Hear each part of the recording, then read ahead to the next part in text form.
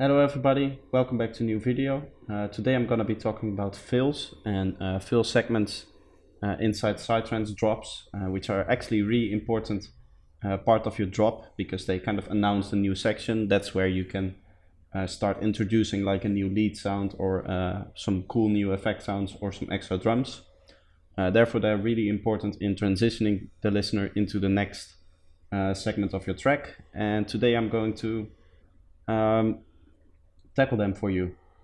Before we dive into this video, I do want to say that as you may have noticed, I've been releasing a few songs lately on this channel. They are part of an EP called Parallel Universes, which is already available on all the other platforms like Spotify, iTunes, and also my SoundCloud. So if you're interested in listening to them, there's a link in the description to all three of the platforms. And you can listen on them there. There's a direct link to the exact album on Spotify and on iTunes. And there should also be a link to my SoundCloud where you can also listen on them.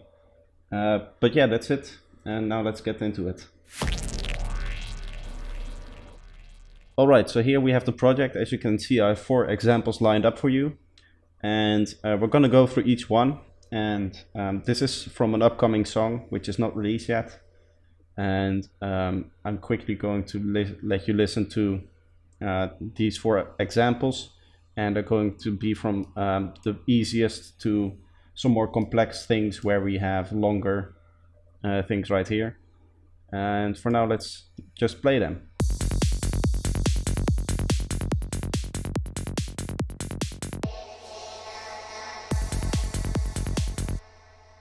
So that's the first. Here we have the second. I'll play it from here.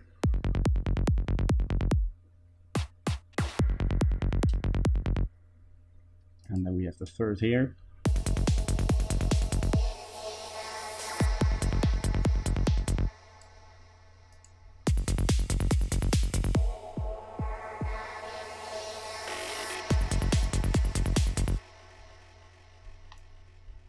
All right, so that's the 4 examples here, and I kind of want to go over what I was thinking with each and every one of these fill elements. And the very first one is the simplest, which is just add a nice vocal sound or a key element of your track. Maybe you have a particular lead sound that works really well for fill elements. It needs to be something catchy and something that kind of defines the theme of your song, which you can usually put in here.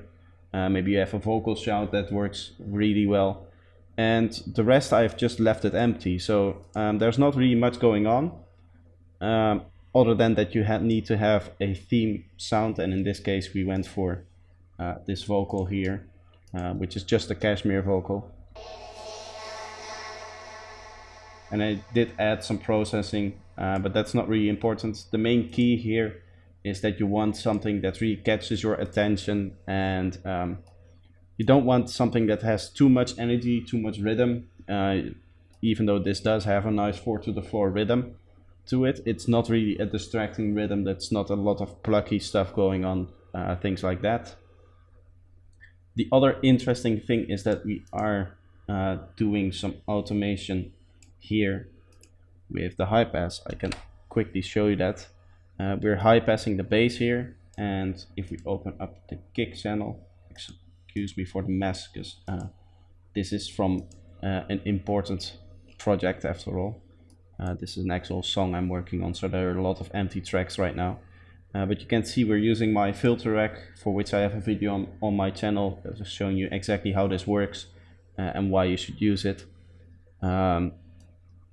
This way we're kind of removing all the low end and kind of bringing in the tension that comes from getting rid of the low end, and also that makes sure that the next impact where the low end is back kind of has a little bit extra power.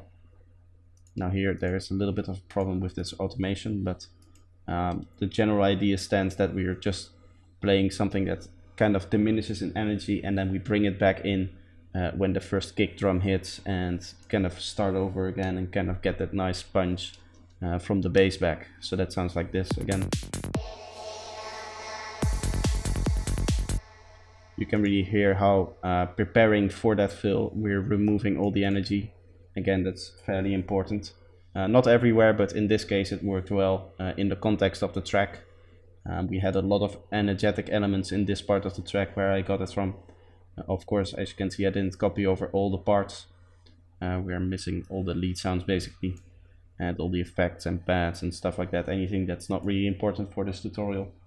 But the main concept here is that we're basically taking all the energy out of not only these elements, but also any lead sounds that we had, also kind of adding a little bit of reverb and maybe taking away some of the mid-range or maybe the highest high-end, stuff like that, kind of filtering it out so that it kind of diminishes in energy. And then you have your fill element and you bring it all back with another burst of energy, maybe a big impact sound as an effect, or crashes, which we in this case have here. So that's the first example. The second example is a little bit more complicated. This is actually the very first part of the drop, so there weren't a lot of lead elements and stuff like that. We only had a few effects and some sporadic plucky sounds in there. But I did want to add a cool effect kind of at the start of the drop that really catches your attention and kind of shows you, okay, this guy knows what's going on, and he knows a lot about production because he makes cool details like this. So I came up with this one.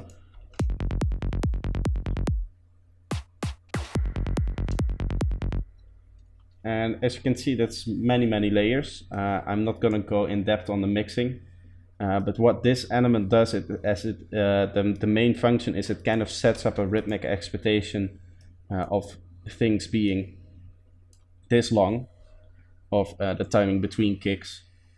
As you can see, we have 3, 3, and then suddenly when the new kick comes in, we just have, in this case, 2/16 notes of time between this kick and the main kick again, which that kind of preemptive sounding effect the kick has here comes from that difference in timing. So you're making the user or the listener expect a certain rhythm, and then suddenly it shifts forward and then goes back into the original rhythm, which sets you up with this really cool fill effect that kind of shifts forwards and that kind of stuff. And then of course we add some high-end layers here, and we also have this snare layer with a reverb on it, which sounds really cool. I developed it, or I made this with like a filter plucky style thing, as you can see, and that kind of gives us a nice reverb texture, which kind of acts like an extra crash sound on the kick, kind of giving that impact feeling here, but instead of it being exactly on the kick, it is slightly before it, again adding a little bit of diversity to the fill element. So yeah, so you end up with this. That's the sound we end up with. Okay, so the next one, I want to cover drum snares here. Now I see that I did something weird copying it over, but that doesn't matter. So this is also a segment of that same drop. I believe this one follows what we had here, but for now this is what it again sounds like, kind of to remind you.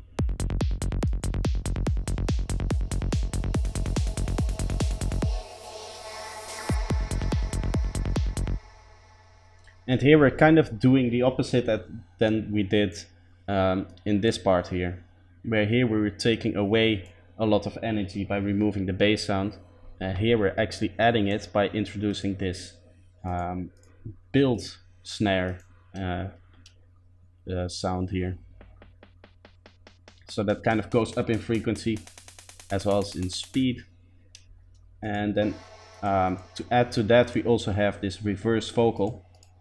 And this is just a reverb tail kind of coming in and kind of adding that sound of a reverb, kind of reversing into the main sound, kind of prepares the listener for this sound coming here. which is a really cool trick to make effect sounds. And yeah, altogether it kind of forms this really energetic moment where you kind of go up to a certain point and then it all comes down, and you kind of focus again on this vocal we have, which is the same sample again. And then finally we are actually doing the same trick where we basically have some element that is out of time. Again, here it's a kick drum, and it's the same timing this time, but the kick drum is a little bit longer.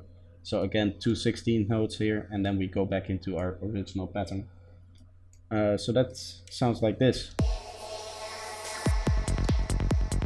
So that extra kick drum really adds some, yeah, it adds some off timing, which makes it sound a little bit different than everything you have in the drop. Because Psytrance is revolving around these long drops with repetitive beats, it's really cool to have these fill elements kind of mix up the tempo and kind of mix up the rhythm a bit. Again, to make them stand out and announce, okay, a new segment is coming. Maybe introduce some new drums or some energetic lead sounds or whatever you have. So that's that. Then the final one, this is at the end of the drop. I tend to use this a lot at the end of the drop, where I just have fill elements that are, instead of 1 bar long, because up till now we have had used all fill elements that are 1 bar long. As you can see here, we have 4 beats, and then this one also 4 beats, and then this one also 4 beats, but this is actually 8 beats long, so 2 bars. As you can see here, the bass cuts out, and if you heard the example before, you can hear that these last 4 kicks are a little bit less energetic because of the way we did them. So this is what they sound like.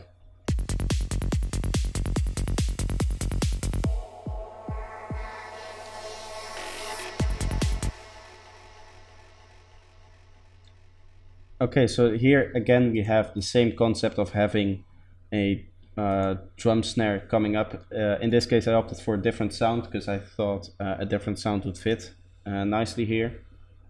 And the same thing where we kind of, as you scroll through, you can see we introduce more and more high end. If you look right here, you can see the high end being automated up as well as the volume. So that's a really cool trick again to kind of add energy towards the end of the drop and into the fill. And we have this crash here, which again creates tension towards the end of the track here. I believe this should be actually set up like this, where it's at the end here, so it kind of slides neatly into this next segment, which in this case is not a part of the drop.